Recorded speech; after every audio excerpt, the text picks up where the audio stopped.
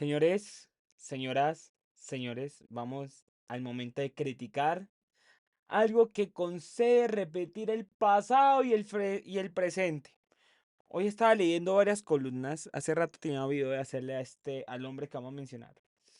Pero bueno, señores, no vamos a hablar de Uribe, pero sí vamos a hablar de su gobierno. Punto.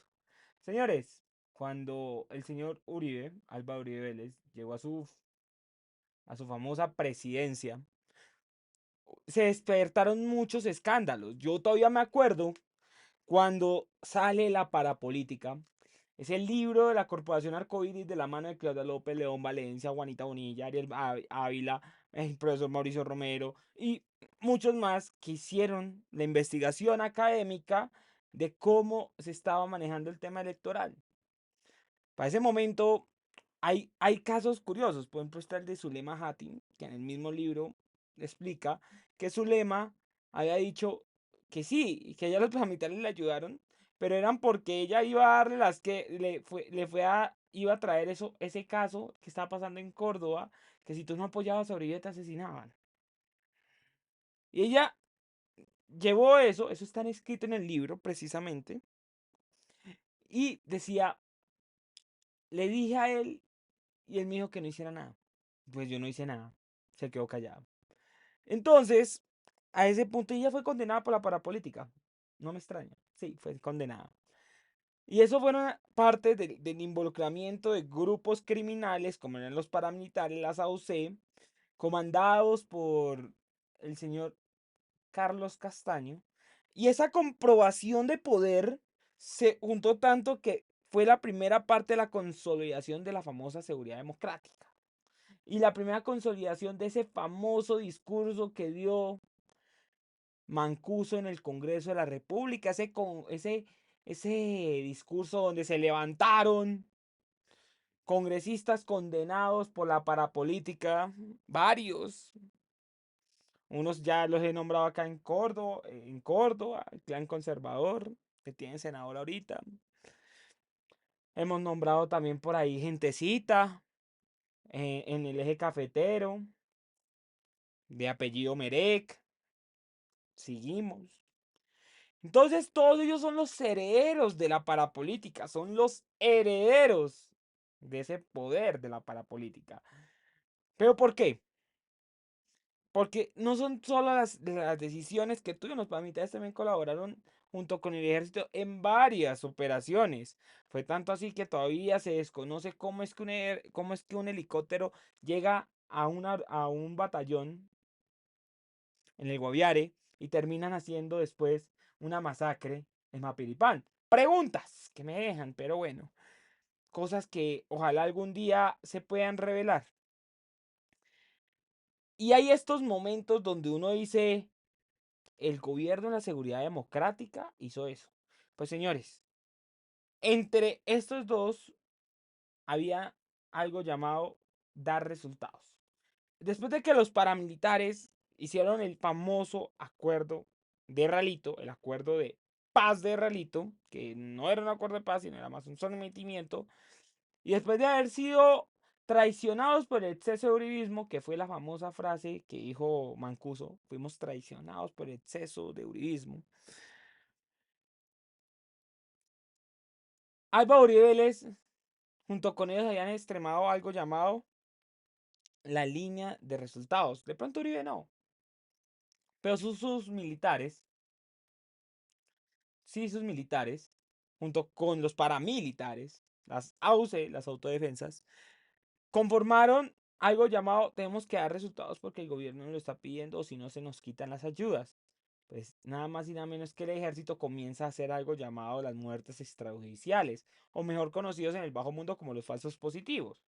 Precisamente la semana pasada, muchos desinformadores de la derecha dicen que no son 6.402.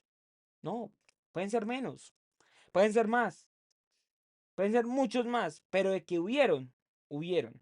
Y el problema es que también decían, es que han habido condenas, no ha habido condenas, hay varios imputados, que es algo muy cierto, pero eso no deslegimita que gente inocente fueron llevadas en camiones a base de mentiras y a llevarlos allá. Precisamente este caso lleva a eso.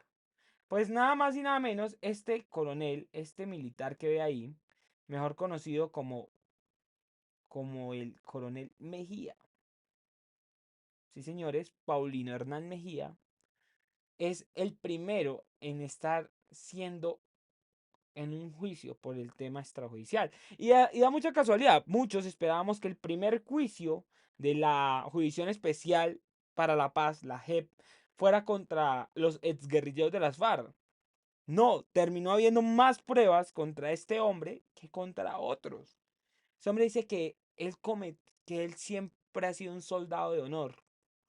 Yo no sé qué honorabilidad tiene un soldado YX, cualquiera, de haberle disparado a gente inocente.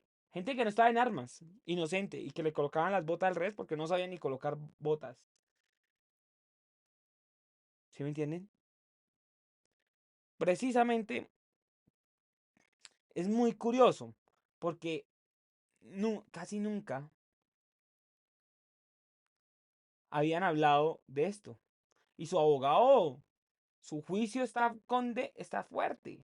Pues mira aquí, precisamente su abogado dice, mi cliente actuó bajo las condiciones propias de la guerra en esa región. Falsos positivos condicionales de guerra. Es una pregunta que me deja muy clara. Falsos positivos condicionales de guerra. Daños colaterales para dar resultados. A mí no me parece que este abogado salga a decir eso. Ya comenzaron los primeros juicios, ya va para el cuarto. Inició el miércoles pasado los juicios, donde lo van a supuestamente por 72 falsos positivos en el departamento del Cesar. Y la JEP está bien. Y es que la JEP tiene esos poderes. Pues también los testigos estuvieron ahí señalando. Es que da la casualidad que precisamente hoy una columna muy completa de la revista Cambio por parte de Jorge Espinosa nos relata qué testigos han sido los que han hablado y quiénes han dicho eso. Y aquí yo le repito otra vez, es de confiar. Un hombre, un gobierno que trabajó junto con los paramilitares, porque la parapolítica fue la conjunción de todos los poderes de paramilitares, porque por algo le aceptaron toda esa cantidad de leyes. Yo todavía me acuerdo esa famosa frase que dijeron, desde que ustedes no estén condenados o imputados, voten los peritos de gobierno. No se me va a olvidar nunca esa frase. No se me va a olvidar cuando León Valencia en una entrevista mencionó a Oscar Iván Zuluaga, diciendo posiblemente, y le recibe la llamada de Uribe tratándolo mal por 15 minutos. Pero, volvemos al tema. Este hombre, este hombre, y según la columna que voy a leer, estas ejecuciones extrajudiciales que ocurrieron en el país, dice la justicia de la Jurisdicción Especial por la Paz que fueron 6.402. Yo he dicho que pueden llegar a 10.000, porque las ejecuciones extrajudiciales a personas civiles, inertes, inocentes, siempre existieron, pero con otro nombre. Todos participábamos y sabíamos lo que estaba pasando, dijo hace unos días Luis Fernando Borja, excomandante de las Fuerzas Tarea Sucre, en un encuentro organizado por la JEP. Luego de una entrevista a Julio Sánchez Cristo en la W, Borja explicó que la cifra de 6.402, que está sustentada en expedientes judiciales, en apenas lo que vivimos en el país entre 2000 y 2008, gobierno Pastrana y gobierno Uribe, momento en el que aumentaron, pero incluyendo lo que pasó en los 80. Luego, para cerrar el argumento histórico, con contundencia, desde 1986 yo hice ejecuciones extrajudiciales. Esto lo dice un coronel. Esto lo dice alguien que manejó un grupo militar del ejército. Como la ven. Y aquí es donde yo también a veces, al mismo tiempo la JEP comenzó el juicio contra el coronel en retiro Paulo Hernán Mejía, acusado por la Fiscalía de la JEP de ser responsable de 72 ejecuciones extrajudiciales. Es el primer juicio de este tipo que adelanta la Jurisdicción Especial para la Paz. Mejía ha escrito libros y ha mantenido siempre la inocencia. Dice que todo es una conspiración que comenzó en 2007 con el ministro de Defensa, Juan Manuel Santos. Lo reveló de su cargo por sus acusaciones de tener alianzas con paramilitares. Luego, en septiembre del 2021, magistrados de la JEP imputaron a Mejía y a otros 11 militares del batallón La Popa por 127 falsos positivos entre 2022 y 2005. 2002 y 2005. Ahí hay un error de caligrafía, de ortografía. Entonces, la JEP llevaba desde el 2021 imputado a este señor, recolectando las pruebas de las pruebas de las pruebas para decir si fue si hizo falsos positivos. Y entonces, aún así, nos siguen diciendo los de la derecha que no existen los falsos positivos, que se armaron todo el argumento para decir no hay. Precisamente esta semana fue eso. Vi como 7, 8 TikTokers diciendo, es que mire, no hay una cifra, es que mire, todos mostrando el mismo documento, todos mostrando lo mismo. Pues señores, el jueves que pasó, el capitán Nelson Javier Llanos contó que su superior inmediato, el mayor Gómez, le ordenó que mintiera en un informe de patrullaje. El 14 de febrero del 2002, el reportaje describía un combate de 15 minutos, a pesar de que el capitán Llanos le dijo a sus superiores que nunca hubo ese combate. El informe dice mentiras. Señaló Llanos que luego, cuando le pidieron que volviera a mentir en otro informe, Llanos se niega. Gómez le dice, vaya a hablar con el comandante del batallón. Cuando busco al coronel Mejía, en el pasillo del batallón le contó que le estaban pidiendo que mintiera en el reporte. El coronel, con esa voz grande, me dijo, hermano, eran bandidos, tenían que morirse. Eran bandidos, personas inocentes. O sea que ahí estaban los hijos de las madres de Suacha.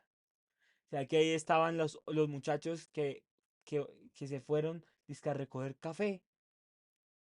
O sea que ahí estaban también muchos de los jóvenes que tenían sueños, querían tener casa, familia. Y que este coronel dijera que eran bandidos, personas inocentes que fueron llevadas que fueron llevadas en engaños, porque no fue contra su voluntad, engañadas. Es probable que a ese hombre lo asesinaron los paramilitares, para que luego fuera presentado como una baja en combate por militares del batallón de la Popa. Como este ahí habrá otros testimonios que terminan condenando a un hombre condecorado, respetado por sus subalternos, hasta que decidió comenzar a ejecutar a civiles y a coaccionar a sus hombres para que mintieran por él. Los hombres que estaban bajo su mando, muchos de ellos han reconocido lo que hicieron. Han contado cómo armaban muertes para presentarlos como bajas en combate, cómo fabricaban reportes e inventaban acciones que nunca ocurrieron. Han pedido perdón. Mejía el respetado tropero coronel Mejía. En cambio, nunca han reconocido nada. Han mantenido la tesis cada día más difícil de sostener, de que todo se trató de un crepúsculo de delincuentes que se habían insertado en el batallón de la Popa, y que no era un tren homicida, era creado por mi representado. Esa es la tesis que presenta el abogado. Sí, señores, no hay tal informe. El informe final de la Comisión de la Verdad, hay futuro si hay verdad, cuenta que las ejecuciones extrajudiciales fueron una práctica tan generalizada que el único departamento en el que no se tiene registro de su existencia es San Andrés y Providencia y Santa Catalina.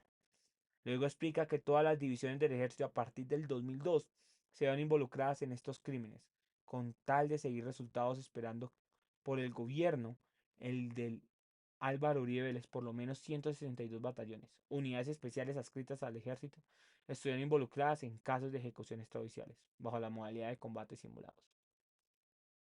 Y ahí acaba. Y yo digo que es bonito recordar.